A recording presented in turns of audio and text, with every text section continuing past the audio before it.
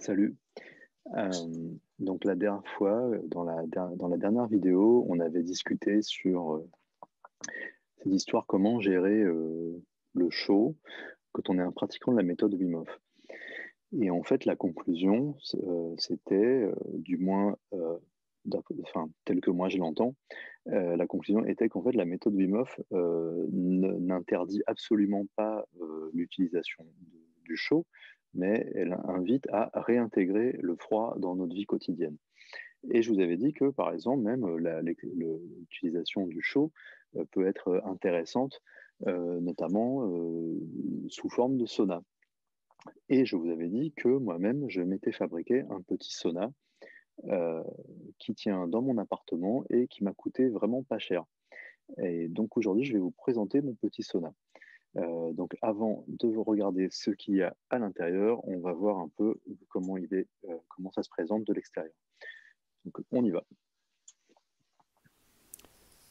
Ok, donc voilà le sauna vu de l'extérieur. Donc vous voyez, c'est que ça se présente comme une sorte de petit cube qui fait à peu près, donc ici, on est à peu près à 1,50 m de hauteur, à peu pareil de profondeur, un peu moins en largeur, donc voilà, comme un cube. Et donc vous voyez que ça se présente en fait comme une tente avec une toile extérieure et alors, sans trop bouger, je vais essayer de vous montrer. Quand on ouvre la toile extérieure, on voit une toile intérieure. Et quand j'ouvre la toile intérieure, voilà, regardez, voilà, une fois seulement j'ouvre la toile intérieure, je suis à l'intérieur du sauna. Mais avant d'aller voir ce qu'il y a à l'intérieur, je vais vous montrer la structure. Vous voyez, entre la toile extérieure et la toile intérieure, on a cette structure en PVC avec la toile extérieure qui repose sur la structure et la toile intérieure qui est suspendue. En fait, on va regarder un peu plus en détail. Donc vous voyez, si je enlève la toile extérieure, donc vous voyez la structure en PVC avec la toile intérieure qui est suspendue. Donc voilà, voilà l'idée. Donc voilà, maintenant on est prêt à aller voir ce qui se passe à l'intérieur. Ok. Donc on a vu comment ça se passait à l'extérieur. J'espère que vous avez tout bien compris. Donc, on va voir un peu ce qu'il y a dedans, désormais. Alors, je coince un peu tout ça pour que ça arrête de m'embêter. Donc, qu'est-ce qu'on trouve à l'intérieur de mon sauna? Donc, déjà, on a un coussin. Alors, il s'agit d'un coussin, type coussin de méditation. Euh, Ça peut être n'importe quoi hein, comme coussin hein, pour vous sentir à l'aise, de façon à ce que vous soyez assis à l'aise. Il est recouvert d'une serviette parce qu'en fait, ça, comme on transpire beaucoup dans le sauna, ben, ça évite de le salir trop vite, hein. C'est aussi simple que ça. À part le coussin, qu'est-ce qu'on a? On a, très important, peut-être même le plus important, hein, si j'ose dire, on a le dispositif de chauffage. Alors, on a cette planche ici. Voilà comment ça se présente. Donc, deux planches, en fait, collées, enfin, attachées l'une à l'autre de cette façon. Tout simplement parce que j'avais pas de planche assez large, hein, sinon une planche, ça irait très bien. Et sur cette planche, on a des lampes chauffantes qui sont fixées à l'aide de douilles. Euh, les lampes chauffantes, donc vraiment des lampes, des lampes incandescentes, donc chauffantes, c'est le type de lampe qu'on utilise notamment dans les poulaillers. euh, sur les œufs pour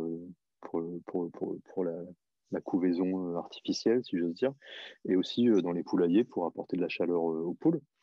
Donc vraiment des choses pas chères qu'on trouve dans les magasins de bricolage ou dans les magasins agricoles. Euh, alors là, je vois venir les biohackers là, qui vont me dire, ah mais attention, tes lampes, elles n'ont pas 660 nanomètres, 850 nanomètres. Enfin voilà, donc qu'est-ce qu'elles ont comme bénéfice? Donc, alors c'est vrai que avec ce type de lampe, on n'aura pas beaucoup d'infrarouge proche, donc dans les 660 nanomètres. Euh, et on aura un peu d'infrarouge dans les 850 nanomètres. Par contre, on aura beaucoup d'infrarouge lointain, donc 1000 nanomètres et plus, 1000, 2000, 3000 nanomètres et plus, euh, ce qui produit beaucoup de chaleur. Donc, qu'est-ce que j'ai à répondre à ça? Bon, oui, il y aura peut-être pas les présumés bienfaits de l'infrarouge proche. Il y aura peut-être pas les présumés bienfaits de l'infrarouge à 850 nanomètres. Bon. Par contre, ce que je peux vous dire, c'est que ça dégage de la chaleur, on transpire. Personnellement, moi, c'est ce que je demande à un sauna, hein, c'est de me faire transpirer. On a ce type de lumière issue de lampes incandescentes, c'est ce qu'on a quand même de très proche de la lumière du soleil couchant, hein. Donc, c'est pas négligeable hein, comme info. Et donc voilà, ça se présente comme ça. Donc maintenant que j'ai fait cet aparté, revenons à la construction de cette structure. Donc les lampes, elles sont fixées sur des douilles. Alors faites attention, petit argument sur la sécurité. Donc ces lampes font 250 watts chaque lampe. Donc c'est quand même assez puissant. Et donc faites attention de prendre des douilles qui peuvent supporter une telle puissance.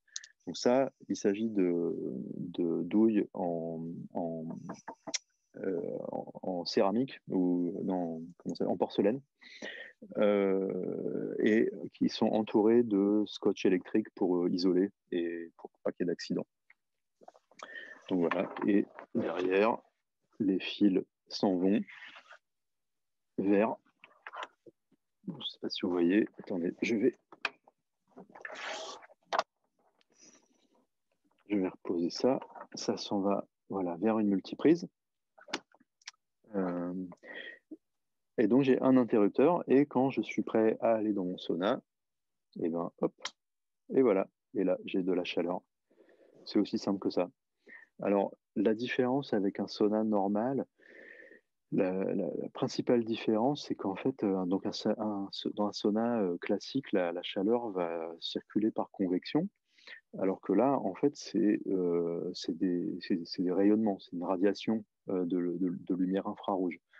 Donc, en fait, là, vous sentez la chaleur sur votre corps, sur la partie du corps qui est exposée à ces radiations, à cette radiation infrarouge. Donc, ce qui se passe, c'est que par rapport à un sauna classique, c'est que vous allez devoir changer de position si vous voulez exposer chaque partie de votre corps à la chaleur.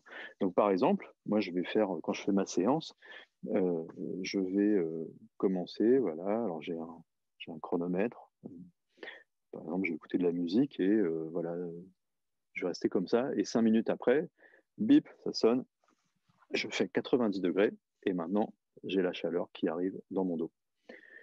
Et au bout de 5 minutes, bip, ça sonne, et maintenant, c'est mon côté gauche qui reçoit la chaleur, etc., etc.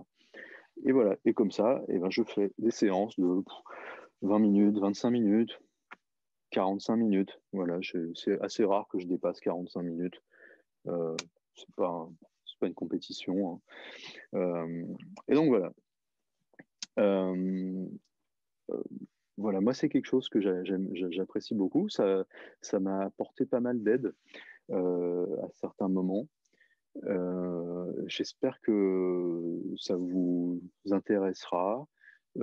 Tout ça là, le tout.